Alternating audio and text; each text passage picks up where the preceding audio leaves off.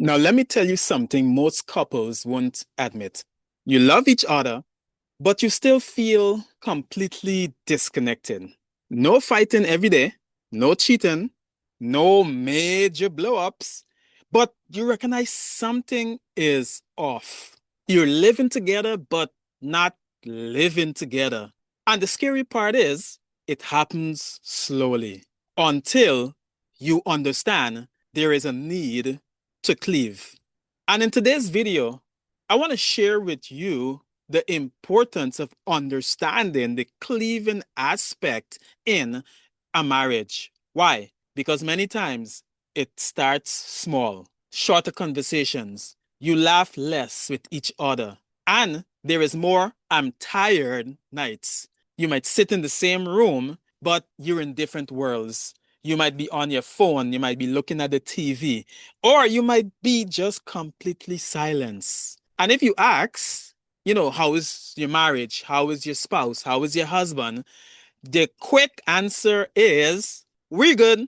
But deep below, you recognize you are no longer connected like you used to be. In this video, that changes. Welcome back to the channel. I'm Dr. Delroy Fredericks of Hope Conquers Marriage Enrichment, and thanking you for continuing to join me on the series Conquering Distress for a Better Marriage, Transformation that Produces Lasting Change. Now, the Bible says in Genesis that a man should leave his mother and father and cleave to his wife. Now, the word cleave here means to cling to tightly, to bond deeply, to stay attached with intention. This is the word intention, to stay attached with intention. Now, I've been married for over 19 years to my beautiful wife, and I've come to realize that marriage is not only about being together, it's about being joined. The Bible speaks about the husband and wife joined together. And there's three steps. If you really look at this verse in Genesis 2:24, there are three steps to truly being joined together with your spouse. You must first leave. There must be a leaving of your current situation, your current family situation. That's basically what it is. There is a leaving. It's not forgetting, it's a difference. There must be a leaving, and then there must be a cleaving with the new family situation, which is your spouse, so that you can become one. So, individual, individual come together in marriage, the two becomes one flesh, the Bible speaks of. And the thing is this, most couples focus on becoming one, but skip the cleaving process. That's why in this video, you're going to see that indeed, if you can truly cleave, your marriage will be better. So why couples fail to cleave? Let's look at that quickly. Still emotionally tied to their family, still emotionally tied to their friends, still emotionally tied to their exes. You see, we got to understand that if you are going to now cleave to your new family, to your new spouse, you are going to have to understand you cannot divide your loyalties. You cannot be loyal to two things at one time. You have to commit to being loyal to your marriage and your spouse. The next reason why sometimes couples fail to cleave is because they have put up emotional walls, past hurts that they're holding on to, that they have not released. Not only in the current marriage, but it could be from other things also. And that only creates distance. And another reason why couples fail to cleave is because they're still too independent focused. They are still single minded, even though they're married. And this is big in marriages. You got to come away from that single mindedness of that independent mindset. In a marriage, you'll say things, well, I'll handle this myself. Every time I ask you to do something, you could never get it done right. That's an independent mindset. And that kills unity. That kills cleaving. And this one, I've been guilty of this too. The reason sometimes for that season you're not cleaving is because you're always busy. Guilty. How busy have you been in the past month? Because busyness, no time, is going to equal to no connection. And cleaving requires connection. My point is, if you don't intentionally connect, you will naturally disconnect. And that's the truth in many relationships, and that's the state of many relationships. That's why in this chapter, the need to cleave, it is so critical that a husband and a wife understands this. So what does this look like in real life? Well, emotional cleaving means that you're at a point where you feel safe to open up.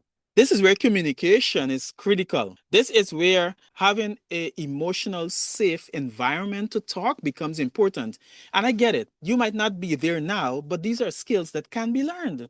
We did a training specifically on how to create emotional safety in your marriage. And if you would like to get access to that training, along with the other numerous trainings that we do to help couples, you can activate your 30 days free trial membership to the Hope Conquers Marriage Enrichment Institute. I'll leave the link in the description.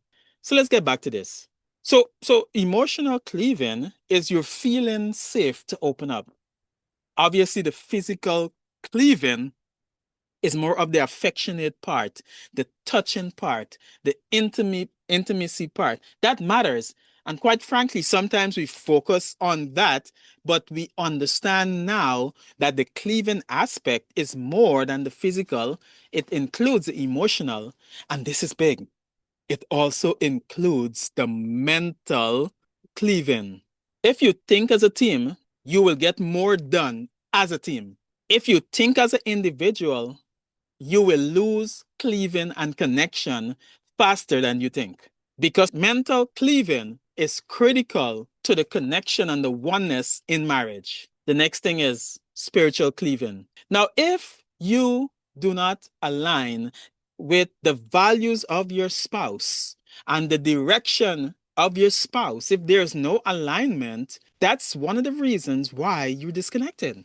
The Bible says, how can two walk together unless they agree? And that's the thing. If there is not an alignment or an agreement in your beliefs and your values, and you can look back at the video on empty beliefs and values, that was the first video in this series, you'll see the important need for having your values and your beliefs aligned.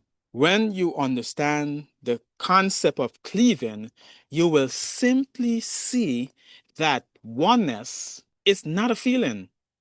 It's a decision you must practice daily. If you understand that, just type in chat, decision, so I know that you're still with me. So I want to give you some practical tools or practical steps that you can start doing today. If you are going to cleave, you are going to have to be intentional about daily connection time. That's the first thing. I would say 10 minutes. This is going to be big. This is going to be very difficult to do, but I know you can do it. What you're going to do? You're going to take 10 minutes with you and your spouse. 10 minutes with you and your spouse.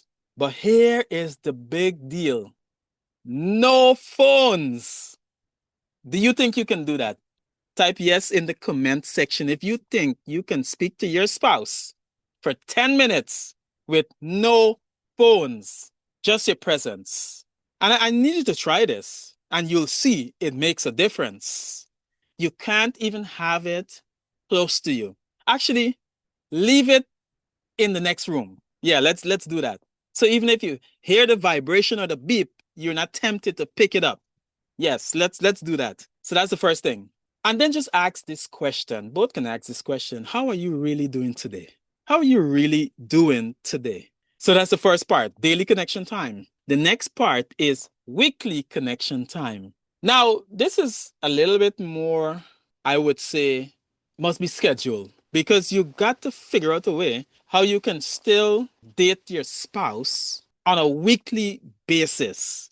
Now, when I say date your spouse, I mean a date could be just watching a show together. The show could be half an hour or an hour, but it's still a date. I understand sometimes we think of a date that we must go out, we must do something, we must spend some money, but that is not true. But be intentional about dating your spouse. And then the next thing I want you to do is to be intentional about breaking outside influence. Who has been influencing your marriage from the outside? Now, I understand you need wise counsel, godly counsel. You're going to have some friends, but you got to be able to discern what you are taking in from the people on the outside, including your family members, including your parents. It's important that you're able to do this because the two of you now has become one. So you're going to have to figure out how to break outside influences. Then what you could do is what I like to say sometimes in the moment of life and when everything has happened, you just need to reset. And one way that you can reset is, especially when sometimes tension is rising, and we did a training recently in terms of how you can really work through these situations where tensions are high. The simplest way that I can tell you right now, in summary, is you got to figure out how to pause, how to take a deep breath, and how to kind of reconnect with your spouse after you have come to a place of calm.